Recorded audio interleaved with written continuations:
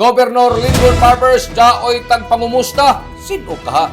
Si Provincial Governor Lindon Barbers nangumusta sa mga miapil sa tagpahigadyo ng RLSB Valentine's Fund Run ni atong Pebrero 8 ni nga kasamtangang tuig na tagsugdan ang jagan alas 4 ang takna sa jung buntag sa post ni Provincial Governor Barbers sa ija FB page si Jamie Laong. Hello mga amigo! Diin ija tagpakita ang part 1 sa ijo mga pitik matod ni Governor Barbers nalingaw gajud siya na nagalantaw tungod sa kahamok ang nangintra. Tungod niini nakapangutana ang gobernador sa ijong mga runners kung nalingaw basab kamo. Kay laong nidya, hinaot na muapil gyapon kamo sa ato sunod na mga paduwa sa nan kalingawan. Kaya ang ijo tagpakita na suporta sa nan kooperasyon, amoy nakahatag sa ija ng dugang kusog, kadasig para mapadadyo nato ang kahimsog sa ato panerbisyo sa nan kahimsog sab sa ato panlawas sa matag adlaw. Tatak Lindon, tatak Lingon, amping, ampo, abanti Surigao. Nanukad gikan diri sa Kapitolyo ini si Marichiners Marcon Sim Vlogs Mario Conales simulan mula ang salamat, marajaw na adlaw, natong tanan.